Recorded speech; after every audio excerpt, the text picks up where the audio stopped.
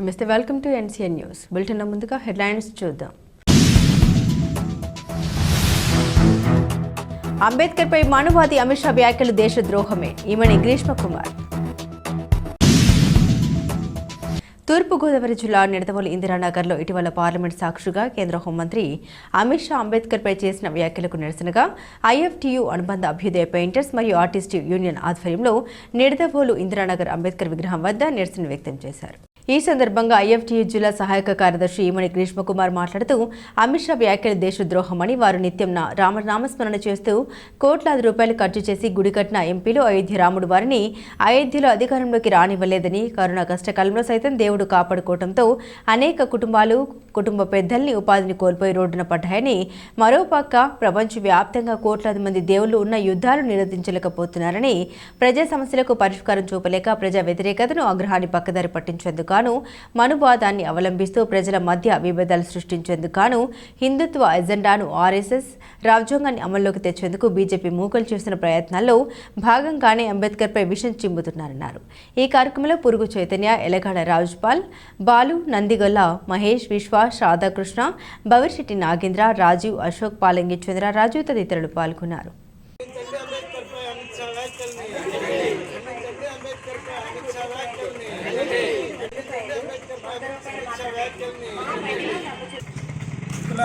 ఇటీవల కేంద్ర హోంమంత్రి అమిత్ షా తన మనువాద దృక్పథంతో, ఆర్ఎస్ఎస్ భావజాలంతో భారతదేశానికి ప్రపంచంలోని అత్యున్నతమైనటువంటి రాజ్యాంగాన్ని అందించినటువంటి డాక్టర్ బాబాసాహెబ్ అంబేద్కర్ గారి మీద అనుచితంగా చేసినటువంటి వ్యాఖ్యలను తీవ్రంగా ఖండిస్తూ ఉన్నాం.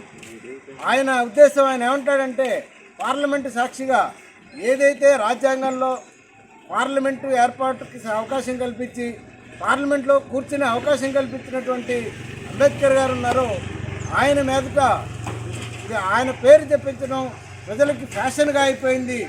ఆయన పేరు కాదు, దేవుడి పేరు స్మరించుకోండి, మీకు స్వర్గం దొరుకుతుంది, పుణ్యం దొరుకుతుంది అనేటువంటి విధంగా మాట్లాడుతూ ఉన్నాడు. అయితే ఇదే అమిత్ షాని మేము ప్రశ్నిస్తూ ఉన్నాం.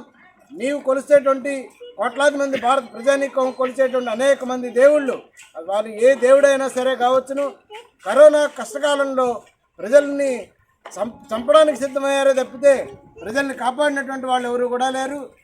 మరి కరోనా కాలంలో దేవుణ్ణి పూజించే ఏ మతస్థుడైనా, అది పాస్టర్ కావచ్చు, పూజారి కావచ్చు, ముల్లాలు కావచ్చు, ఇవాళ నువ్వు ఏదైతే అధికారంలో ఉన్నావో మంత్రులు, మినిస్టర్లు, ఎంపీలు, ఎమ్మెల్యేలు అందరూ కూడా ఆసుపత్రుల్లో చేసుకొని వైద్యం చేయించుకున్నారే తప్పితే, బతికిన వాళ్ళు బతికారు, చచ్చిన వాళ్ళు చచ్చారే తప్పితే, నిత్యం పూజలు అందుకునేటువంటి ఈ కోట్లాది మంది దేవుళ్ళు ఎవరూ కూడా ప్రజల్ని కాపాడలేదు. ఇప్పటికీ కూడా ప్రజలు తినడానికి తిండి లేక, ఉండడానికి ఇల్లు లేక, కట్టుకోవడానికి బట్టలు లేనటువంటి స్థితిలో అనేక దుర్భరమైనటువంటి జీవితాలు అనిపిస్తూ ఉన్నారు. ఇప్పటికీ మీరు నెలకు 5 కేజీల బియ్యం ఇస్తే మాత్రమే ఇచ్చేటువంటి పరిస్థితి భారతదేశంలో ఇంకా నెలకొని ఉందంటే, ఈ దేశంలో పేదరికం ఎట్లా ఉందనేటువంటి తెలుస్తూ ఉంది. మరి దీని అంతటిని కాపాడడానికి ఏ దేవుడు కూడా ముందుకు రావటం లేదు. ఇప్పటికీ కూడా ఎక్కడితే కానీ డొక్కాడినటువంటి పరిస్థితులు రోజులు గడుస్తూ ఉన్నాయి. నీవు పూజించేటువంటి దేవుడే అయోధ్యలో నువ్వు కోట్లాది మంది ప్రజానీకానికి ఇంకే మంచి చేస్తాడని చెప్పేసి కోట్ల రూపాయలు ఖర్చు పెట్టి అయోధ్యలో గుడి కట్టారు. మరి రాముడు, నీవు కట్టినటువంటి రాముడు కూడా అయోధ్యలో నిన్ను ఓడించారే తప్పితే నీకు అధికారాన్ని కట్టబడడానికి రాముడు కూడా నీ పక్కన లేడు. నీవు కానీ, బీజేపీ కానీ, ఆర్ఎస్ఎస్ కానీ, హిందూ మత సంస్థలన్నీ కూడా ప్రజలు మరి తెల్లారితే రాముడు రాముడు అని చెప్పి పూజలు చేస్తూ ఉన్నారే. మరి అలాంటి రాముడు ఇవాళ నీకు అధికారానికి దూరం చేశాడు, నిన్ను ఆయనే ఓడించాడు. ఉత్తరప్రదేశ్లో నువ్వు ఓటమి పాలయ్యావు. దీని అర్థం ప్రజలు తమ కష్టం మీద ఆధారపడి మాత్రమే బతుకుతూ ఉన్నారు అనేటువంటిదే తప్పితే, నీవేదైతే అంబేద్కర్ గారిని అనుచితంగా మాట్లాడుతా ఆయన ఏదో తక్కువ చేయాలి, కించపరచాలి అనేటువంటి ఉద్దేశంతో నువ్వేదైతే మాట్లాడావో, నువ్వు ఎంత తక్కువ చేసి మాట్లాడినా సరే ఇవాళ ప్రపంచవ్యాప్తంగా అంబేద్కర్ గారి మేధావితనాన్ని, మేధస్సుని గుర్తించారు. ఈ రాజ్యాంగం మొత్తం ప్రపంచంలోనే ఇవాళ అత్యున్నతమైనటువంటి రాజ్యాంగంగా పేరొందుతూ ఉంది. దీన్ని నువ్వు చూసి తట్టుకోలేని పరిస్థితుల్లోనే ఈ వ్యాఖ్యలు చేస్తూ ఉన్నావు.